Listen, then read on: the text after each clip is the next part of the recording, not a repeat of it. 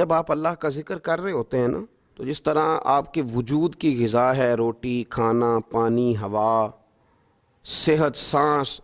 یا آپ کے وجود کو زندہ رکھتی ہے، تو ایک روح کی غذا ہے۔ روح کی غذا ہے رب کریم کا ذکر، اللہ کی یاد۔ ہمارے ہاں زیادہ تر یہ ہوتا ہے کہ اللہ کا ذکر تو کیا جاتا ہے تو اس طرح کیا جاتا ہے جیسے طوطے نے کوئی لفظ رٹ لیے ہیں تو اب وہ بیان کر رہا ہے نا۔ ہمارے صوفیاء نے، بزرگوں نے لکھا ہے کہ وہ جو کہا گیا کہ الا بذکر اللہ تطمئن القلوب، یاد رکھو اللہ کے ذکر میں دلوں کا چین ہے، تو بعض لوگ کہتے ہیں میں تو بڑی تسبیح پڑھتا ہوں پھر بھی بے سکون رہتا ہوں۔ تو اس کا جواب وہ یہ دیتے ہیں کہ چونکہ انہوں نے اللہ کا ذکر کیا تو صحیح، لیکن اس طرح کرتے رہے جیسا طوطا رٹ کے کر رہا تھا۔ اگر غور کرتے اس بات پر، توجہ دیتے اس بات پر، اگر ان کا یہ ایک ذہن بن جاتا کہ میں بھلا کیا کہہ رہا ہوں، جب ان کی زبان سے نکلتا سبحان اللہ، تو پھر غور کرتے کہ میں نے یہ کہا ہے کہ اللہ پاک ہے، اللہ پاک۔ اب یہ چیز جب ان کے ذہن کے اندر، ان کے دماغ سے، ان کی روح سے ٹکرائے گی، تو جب انہوں نے کہا کہ میرا رب پاک ہے، سبحان اللہ عما یشرکون، تو پاک ہے ان چیزوں سے جن سے لوگ اس کے ساتھ شرک کرتے ہیں، تو اب جب کہا کہ وہ پاک ہے اور اس نے جو چیز بنائی ہے وہ حسین و جمیل ہی بنائی ہے، ہر عیب سے پاک ہے، وہ اس نے ہر چیز بہترین نقش و نگار کے ساتھ بنائی ہے، تو بتائیے کہ جب یہ سبحان اللہ کا معنی اور اس کا مفہوم سمجھ کر اللہ کا یہ ذکر کیا گیا، اب اس طرح نہیں ہو گیا کہ جیسے پورے وجود کے اندر خوشبو بکھر گئی ہو، اب یوں نہیں محسوس ہو گیا کہ جیسے بالکل ساری طبیعت ٹھنڈی اور پھولوں کی طرح ہو گئی، اب ایسے نہیں محسوس ہو گیا کہ جیسے اللہ نے کوئی قوت، طاقت اور روحانیت عطا کر دی۔ اور پھر جب کسی شخص نے کہا کہ الحمدللہ، تمام تعریفیں اللہ کے لیے،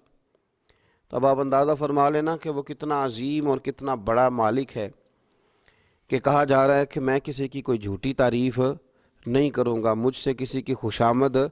نہیں ہوتی، اور کوئی کتنا بھی اونچا چلا جائے یہ ساری تعریفیں کمزور ہیں، حدود والی ہیں، ایک رب ہے الحمدللہ جس کے لیے تمام تعریفیں، تمام تعریفیں اسی رب کے لیے۔ اور جب کہا اللہ اکبر، اللہ بہت بڑا ہے، جب اس کی زبان سے یہ جملے نکلتے ہیں تو آپ ذرا غور فرمائیں کہ وہ کہاں پہنچ جاتا ہے۔ وہ پھر کیا کبھی کسی سے ڈرے گا؟ وہ کسی چیز کا خوف طاری کرے گا؟ کوئی چیز ایسی ہوگی جو اس کے نفسیات پر حاوی ہو سکے؟ سب سے بڑا تو اللہ ہے، تو وہ کبھی بھی کسی بڑے آدمی کے رعب کا شکار نہیں ہوگا، وہ کبھی کسی کی دولت، کسی کا اقتدار، کسی کی قوت اور کسی کی ظاہری طور پر تھوڑی بہت چمک اسے خیرہ نہیں کر سکے گی، اس لیے کہ وہ جانتا ہے کہ اکبر صرف اللہ ہی ہے۔ تو اب اس کے اندر بہت بڑی طاقت آئے گی، بہت بڑی ہمت آئے گی، وہ بہت زیادہ اپنے آپ کو قوت والا محسوس کرے گا۔ تو یہ جب تھوڑا سا غور کرتا ہے کہ میں کیا کہہ رہا ہوں، میری زبان سے کیا نکل رہا ہے، تو پھر یہ ذکر الہی اس کو ٹھنڈک دیتا ہے، پھر اس کو سکون دیتا ہے، پھر اس کو قوت ملتی ہے۔ اس لیے میرے نبی پاک صلی اللہ علیہ وسلم نے فرمایا مثل الذی یذکر ربہ والذی لا یذکر مثل الحی والمیت، او کما قال صلی اللہ علیہ وسلم۔ یہ بخاری مسلم کی حدیث ہے۔ نبی پاک صلی اللہ علیہ وسلم نے فرمایا اس کی مثال جو رب کا ذکر کرے اور اس کی مثال جو اللہ کا ذکر نہ کرے، مثل الحی والمیت، ان لوگوں کی مثال کی طرح ہے جو زندہ اور مردہ ہوتے ہیں۔ وہ ذکر کرنے والا زندہ ہے، ذکر کرنے والا زندہ ہے،